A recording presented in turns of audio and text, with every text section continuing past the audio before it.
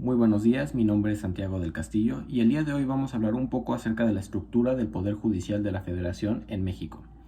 El Poder Judicial de la Federación en México está conformado por la Suprema Corte de Justicia de la Nación, el Tribunal Electoral, los tribunales de circuito tanto colegiados como unitarios, los juzgados de distrito y el Consejo de la Judicatura Federal. Esto podemos verlo estipulado en el artículo 94 de la Constitución Política de los Estados Unidos Mexicanos y en la Ley Orgánica del Poder Judicial de la Federación. Además, cabe mencionar que nuestro Poder Judicial se compone de tribunales y juzgados de dos tipos, los federales y los locales. Ahora vamos a ver la estructura y funciones principales de los siguientes órganos administrativos. Como se mencionó previamente, la Constitución Federal deposita el Poder Judicial Federal en diversos órganos del Estado. Entre ellos está la Suprema Corte de Justicia de la Nación. La Suprema Corte de Justicia es el órgano máximo del Poder Judicial de la Federación, en términos jurisdiccionales, excepto en algunas controversias electorales, lugar que ocupa el Tribunal Electoral del Poder Judicial de la Federación. Y su principal función es la de vigilar el cumplimiento y respeto de la Constitución Federal. Y por consecuencia también controla la convencionalidad y constitucionalidad en nuestro país, aunque hay algunas excepciones como el control difuso, el cual veremos más adelante. De acuerdo al artículo 94 de la Constitución Política de los Estados Unidos Mexicanos y la Ley Orgánica del Poder Judicial de la Federación, la Suprema Corte de Justicia estará compuesta de 11 ministros, cuyo cargo tendrá una duración de 15 años, y funcionará a su vez en dos órganos, en plenos y en salas. Su presidente se elige por un periodo de 4 años, sin posibilidad de reelección, y cabe destacar que el ministro o ministra que se hace cargo de la presidencia de la Corte no integrará ninguna de las salas previamente mencionadas.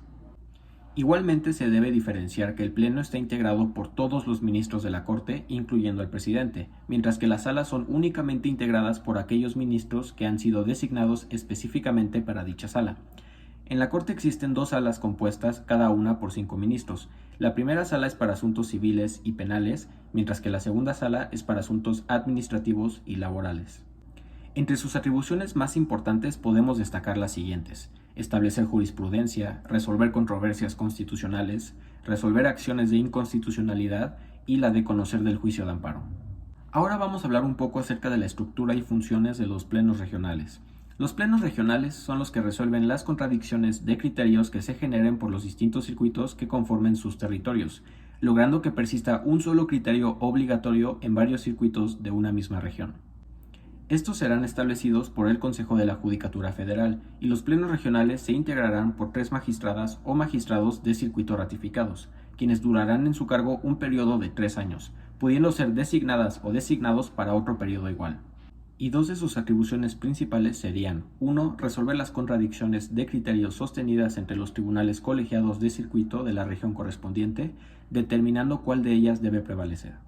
Y 2. Denunciar ante el Pleno o las salas de la Suprema Corte de Justicia de la Nación las contradicciones de criterios entre plenos regionales o entre tribunales colegiados de distinta región. Sus atribuciones, integración y funcionamiento podemos encontrarlo principalmente en la Ley Orgánica del Poder Judicial de la Federación en el capítulo 4. Ahora vamos a hablar un poco acerca de los tribunales de circuito. Los tribunales federales se encuentran distribuidos a lo largo de todo el territorio nacional. Sin embargo, solo pueden conocer de los asuntos que se presenten en las zonas a las que fueron asignados. Estas zonas se llaman circuitos judiciales. Los tribunales de circuito pueden ser colegiados cuando son integrados por 3 magistrados o unitarios, cuando el titular es un solo magistrado. Los tribunales colegiados de circuito, como había mencionado, son los tribunales federales integrados por 3 magistrados. Además, en su trabajo son apoyados por un secretario de acuerdos, secretarios proyectistas, actuarios y otros empleados. Uno de los magistrados funge como presidente y es elegido por los magistrados del propio tribunal. Duran un año en su cargo sin que puedan reelegirse para el siguiente. Los tribunales colegiados de circuito son competentes para conocer, entre otros, de los asuntos siguientes. El primero serían los juicios de amparo directo contra sentencias definitivas, laudos o resoluciones que pongan fin al juicio en las materias civil, penal, laboral o administrativa, ya sea que la violación se cometa en ellas o durante el procedimiento.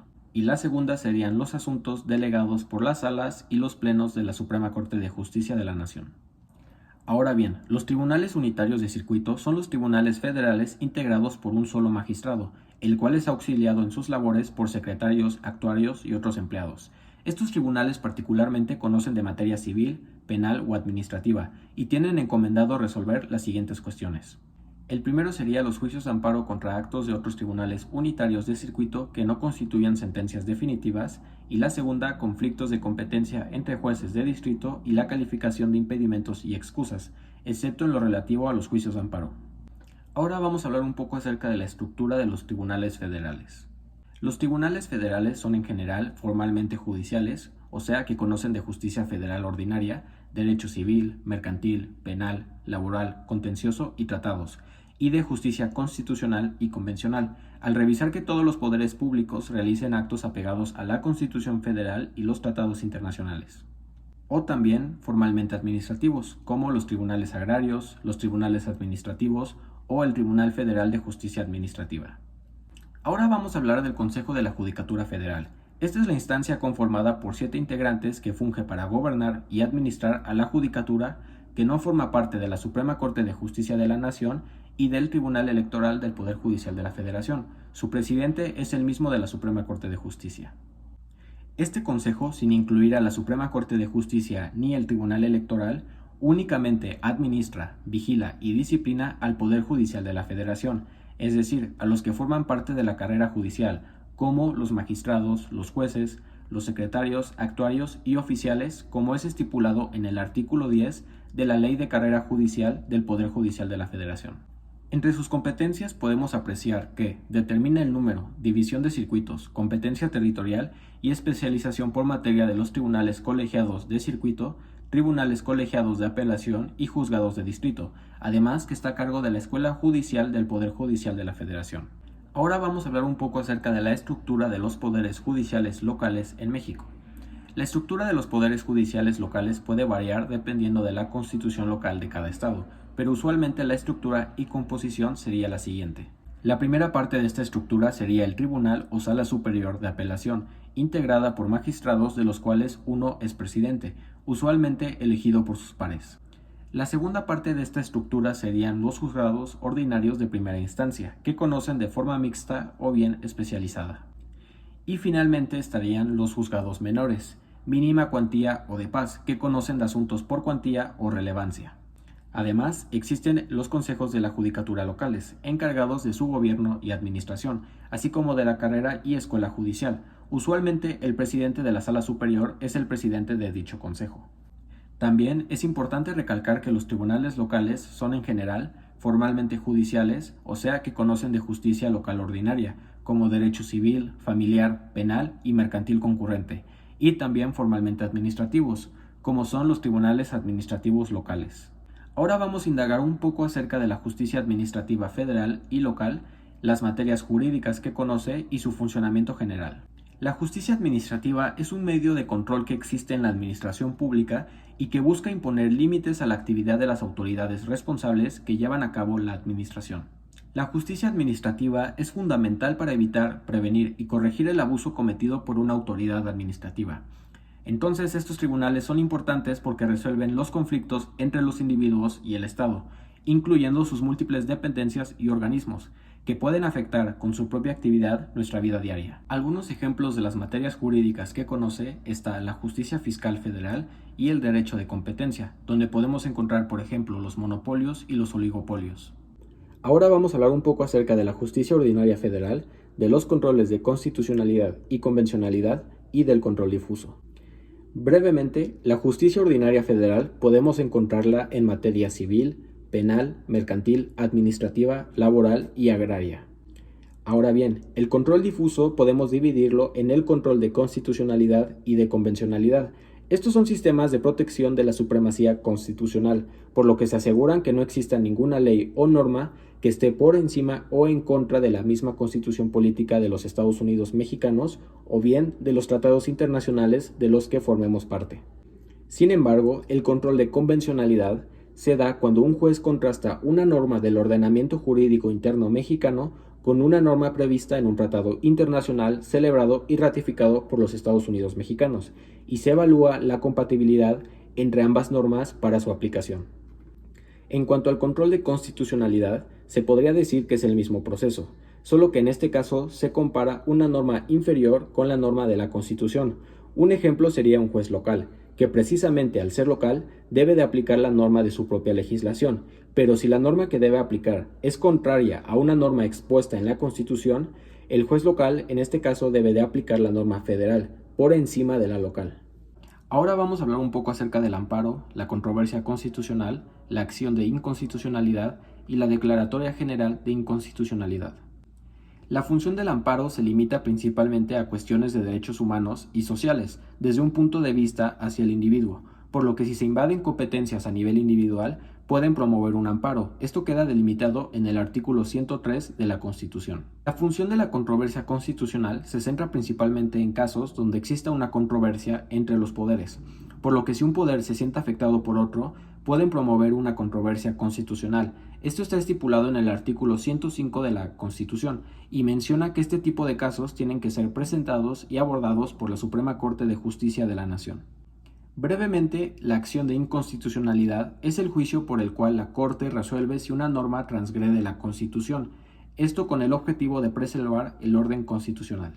Y la Declaratoria General de Inconstitucionalidad tiene como objetivo principal invalidar todas aquellas normas generales que vulneren lo establecido en la Constitución Política de los Estados Unidos Mexicanos y de los tratados internacionales de los que el Estado mexicano forme parte. Ahora vamos a hablar un poco acerca de las justicias concurrentes en materia civil y mercantil. El principio de jurisdicción concurrente hace alusión a que cuando las controversias sobre el cumplimiento y aplicación de las leyes federales afectaran los intereses particulares, la competencia corresponde, además de los tribunales federales, a los jueces y tribunales del ordenamiento común de los estados y la Ciudad de México, en materia mercantil y civil, y estas controversias pueden plantearse ya sea en unos tribunales y juzgados locales o federales, esto a elección particular del demandante. Ahora vamos a hablar del sistema de carrera judicial, inamovilidad judicial y las escuelas judiciales. Como lo menciona el artículo 4 de la Ley de Carrera Judicial del Poder Judicial de la Federación, la carrera judicial constituye un sistema institucional encargado de regular los procesos de ingreso, formación, promoción, evaluación de desempeño, permanencia y separación de las personas servidoras públicas de carácter jurisdiccional del Poder Judicial de la Federación, basado en el mérito y la igualdad real de oportunidades. La inamovilidad judicial es la certeza que tienen los jueces que no van a ser removidos arbitrariamente de sus puestos. Además, el concepto alude a la independencia y rectitud que deben poseer los funcionarios judiciales frente a otros órganos o poderes tanto públicos como privados. Ahora vamos a hablar un poco acerca de las escuelas judiciales. El Consejo de la Judicatura Federal es la encargada de la Escuela Federal de Formación Judicial, como lo menciona la Ley de Carrera Judicial del Poder Judicial de la Federación en su artículo 52.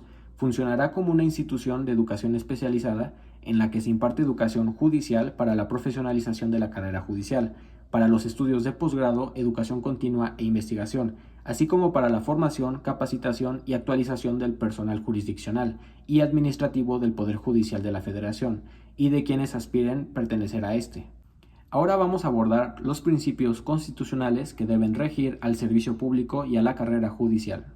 Los principios constitucionales que rigen a la carrera judicial son los de excelencia, objetividad, imparcialidad, profesionalismo, independencia y paridad de género. Esto podemos verlo mencionado en el artículo 100 de la Constitución Política de los Estados Unidos Mexicanos. Y los principios constitucionales que deben regir al servicio público son los de legalidad, honradez, lealtad, imparcialidad y eficiencia, como es estipulado en el artículo 109 de la Constitución. Finalmente vamos a abordar tres conceptos que son muy importantes, que son los de costa judicial, instancia judicial y la práctica de absolver la instancia. Brevemente, las costas judiciales o procesales son todos los gastos que surgen durante todo un proceso judicial, mientras que la instancia judicial es el procedimiento judicial completo, seguido desde su inicio hasta su terminación con su sentencia definitiva. El artículo 23 de la Constitución establece que ningún juicio podrá tener más de 3 instancias. Por último, la práctica de absolver la instancia es una figura procesal que se actualiza cuando la autoridad judicial no condena al acusado ni lo declara inocente, sino lo absuelve por no encontrar datos suficientes para condenarlo, pero puede reabrir esa misma instancia o una nueva, no obstante dicha absolución cuando se encontraren mejores datos y pruebas.